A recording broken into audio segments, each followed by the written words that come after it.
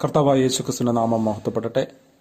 ഈജിയം ഗ്രൂപ്പിലെ എല്ലാ മെമ്പേഴ്സിനും, എബ്രഹാം പാസ്റ്ററിനും മറ്റ് അഡ്മിന്മാർക്കും കർത്താവായ യേശുക്രിസ്തുവിന്റെ നാമത്തിലുള്ള വന്ദനം അറിയിക്കുന്നു. എന്റെ ഉപനിധിയെ, എന്റെ ഓഹരിയെ, അങ്ങന്റെ നിക്ഷേപമേ, എന്റെ ആശ്രയമേ, എന്റെ മറവിടമേ, എന്നെന്നും സങ്കേതമേ,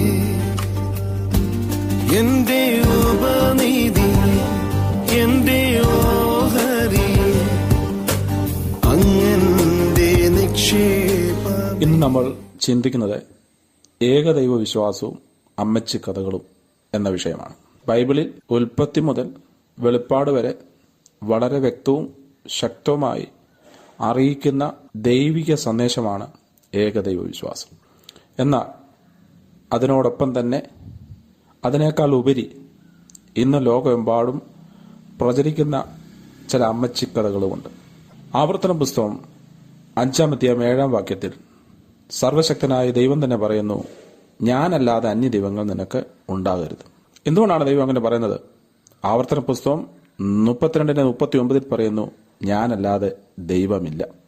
ഞാനല്ലാതെ ദൈവമില്ലാത്തത് കൊണ്ടാണ് അന്യ ദൈവങ്ങൾ ഉണ്ടാകരുത് എന്ന് അവിടുന്ന് നമ്മോട് കൽപ്പിച്ചിരിക്കുന്നു. ദൈവത്തിന്റെ ആദ്യ കൽപ്പനയാണിത്. ആദ്യ കൽപ്പന തന്നെ ലംഘിപ്പിക്കുക എന്നതാണ് സാത്താന്റെ പരിപാടി. അതുകൊണ്ട് സാത്താൻ വിവിധ തരത്തിലും രൂപത്തിലും അമ്മച്ചി കഥകൾ പ്രചരിപ്പിച്ചുകൊണ്ടിരിക്കുകയാണ്. നമുക്കൊക്കെ അമ്മച്ചി കഥകൾ വളരെ വളരെ ഇഷ്ടമാണ്. കാരണം നാം കുഞ്ഞുനാളുകളിൽ നമ്മുടെ അമ്മച്ചിമാർ നമുക്ക് കഥ പറഞ്ഞു തരുമ്പോൾ അവർ അവരുടെ സങ്കല്പത്തിൽ നിന്ന് കഥകൾ പറഞ്ഞു തന്നിരുന്നു. അത് കേൾക്കുവാൻ സന്തോഷമാണ്. എന്നാൽ അത് നമ്മുടെ ഭാവി ജീവിതത്തെ വല്ലാതെ ബാധിച്ചു. നമ്മളെ ആഹാരം കഴിപ്പിച്ചത് ഉമ്മാക്കി വരുന്നു എന്ന് പറഞ്ഞാണ്. അതിനോടനുബന്ധിച്ച് അമ്മച്ചി സങ്കല്പിച്ച് കുറച്ച് കഥകൾ പറയും. പേടിച്ച് നാം ആഹാരം കഴിച്ചു, പേടിച്ച് നാം പഠിച്ചു, പിന്നീട് ജീവിതത്തിൽ നിന്ന് ഒരിക്കൽ പോലും പേടി മാറാതെ നിന്നു. എന്തുകൊണ്ട്? യാഥാർത്ഥ്യങ്ങൾ പറഞ്ഞു പഠിപ്പിക്കാതെ അമ്മച്ചി കഥകൾ അമ്മച്ചിമാർ പറഞ്ഞ് പഠിപ്പിച്ചതുകൊണ്ട് അത് നമ്മുടെ ആത്മീയ ജീവിതത്തെയും മാനസിക അവസ്ഥയും എല്ലാം ശരിക്കും ബാധിച്ചു.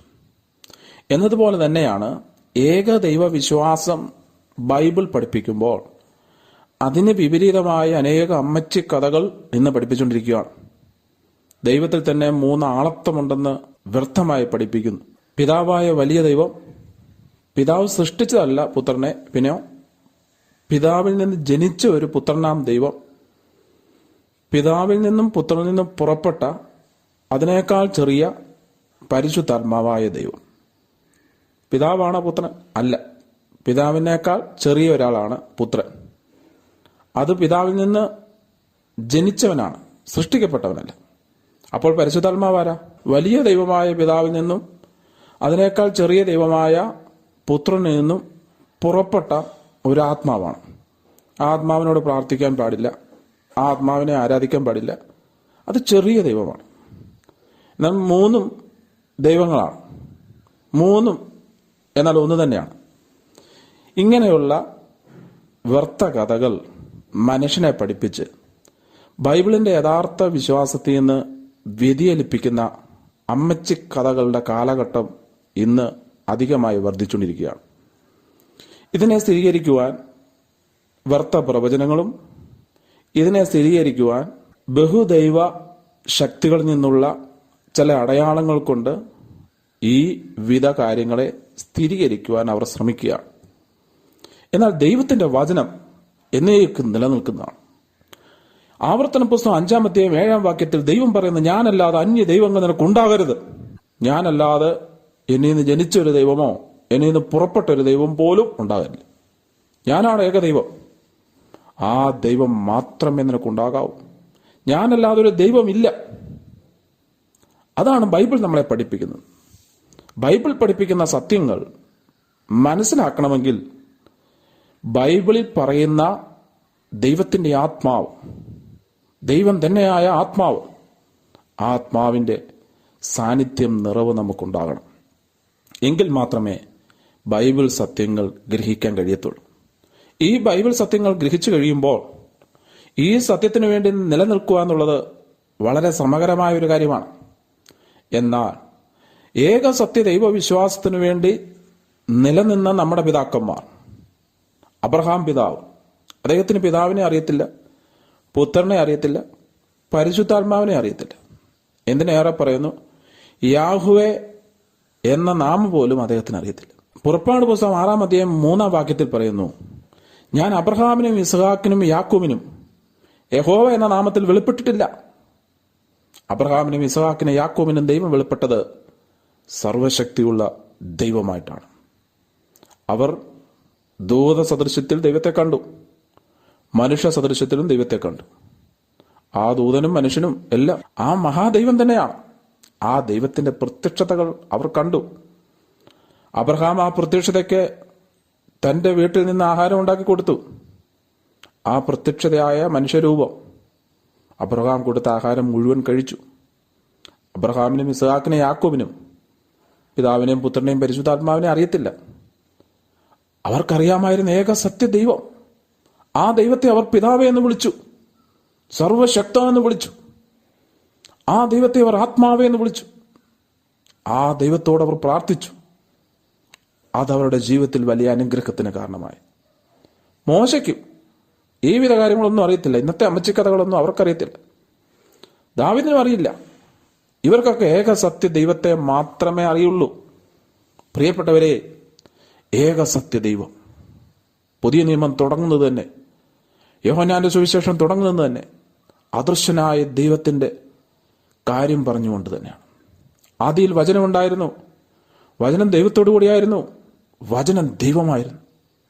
വ്യക്തമാക്കപ്പെടാത്ത വചനം ദൈവാവസ്ഥയിൽ നിൽക്കുമ്പോൾ 1:14 പറയുന്നു, വചനം ജഡമായി തീർന്നു.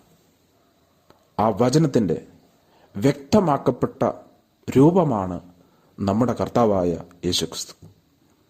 അതുകൊണ്ടാണ് പത്രോസ് അപ്പോസ്തലൻ പറഞ്ഞത്, മറ്റൊരുത്തരും രക്ഷയില്ല, രക്ഷിക്കപ്പെടുവാൻ ആകാശത്തിന് കീഴിൽ മനുഷ്യരുടെ നൽകപ്പെട്ട ഒറ്റ നാമം യേശുക്രിസ്തുവിന്റെ നാമമാണ്. വചനം എന്ന അവസ്ഥയിൽ നിന്ന് മനുഷ്യ സദൃശ്യത്തിലേക്ക് വന്ന് മനുഷ്യ കുലത്തിന്റെ രക്ഷ ഒരുക്കിയ ഏക സത്യ ദൈവത്തിൽ കൂടെ മാത്രമേ നമുക്ക് രക്ഷയുള്ളൂ. യെശയ്യാവിന്റെ പുസ്തകം 43-ാം അധ്യായം 11-ാം വാക്യത്തിൽ പറയുന്നു, സർവശക്തനായ ദൈവം തന്നെ പറയുന്നു, ഞാൻ തന്നെ യഹോവ, ഞാനല്ലാതെ ഒരു രക്ഷിതാവുമില്ല. 2 രക്ഷിതാക്കൾ ഇല്ല നമുക്ക്, ഒരു രക്ഷിതാവേ ഉള്ളൂ. അതാണ് പഴയ നിയമത്തിൽ കാണുന്ന രക്ഷിതാവ്, പുതിയ നിയമത്തിൽ കാണുന്ന രക്ഷിതാവ്. ആ രക്ഷിതാവിൽ കൂടാണ് നമുക്ക് രക്ഷ.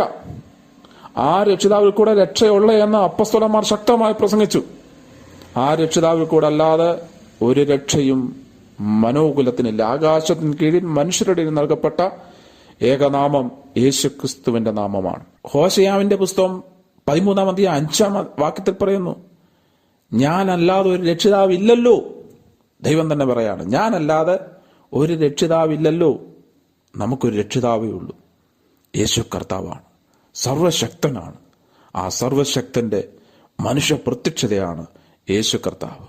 ആ യേശുവിൽ കൂടെ മാത്രമേ രക്ഷയുള്ളൂ. യേശു നമ്മെ എന്താണ് പഠിപ്പിച്ചത്? മാർക്കോസിന് സുവിശേഷം 12-ാം അധ്യായം 29-ാം വാക്യത്തിൽ പറയുന്നു, ഇസ്രായേലേ കേൾക്ക, നമ്മുടെ ദൈവമായ കർത്താവ് ഏക കർത്താവ്. നമുക്ക് 2 കർത്താക്കന്മാരില്ല, 3 കർത്താക്കന്മാരില്ല, അനേക കർത്താക്കന്മാരില്ല, ഒരു കർത്താവേ ഉള്ളൂ. ഇസ്രായേലേ നീ കേൾക്ക, ദൈവമായ കർത്താവ് ഏക കർത്താവ്. ആ കർത്താവിനെ സത്യത്തിലും ആത്മാവിലും ആരാധിക്കണം. മർക്കോസിന് സുവിശേഷം 12-ാം അധ്യായത്തിൽ യേശു ചോദിക്കുന്ന ചോദ്യം, ഞാൻ ദാവീദിന്റെ പുത്രനാകുന്നത് എങ്ങനെ? ദാവീദ് അവനെ, അതായത് എന്നെ, അദൃശ്യനായ ദൈവത്തെ കർത്താവ് എന്ന് വിളിച്ചുവല്ലോ. ദാവീദ് പോലും വിളിച്ച കർത്താവാണ് നമുക്കുള്ളത്. ഏക കർത്താവ്, ഏക രക്ഷകൻ, ഏക ദൈവം. ആ ദൈവത്തിൽ കൂടെ മാത്രമേ നമുക്ക് പാപമോചനമുള്ളൂ, രക്ഷയുള്ളൂ, അനുഗ്രഹമുള്ളൂ. ഏക സത്യ ദൈവത്തിന്റെ നാമം ഇന്നു മുതൽ എല്ലായ്പ്പോഴും മഹത്വപ്പെടട്ടെ. ഏക സത്യ ദൈവം നമ്മിൽ വ്യാപരിക്കട്ടെ. അവിടുത്തെ പ്രവൃത്തികൾ നമ്മിൽ വെളിപ്പെട്ടു വരുമാറാകട്ടെ. എന്റെ ഉടയവനെ, എന്റെ ഭുജബലമേ,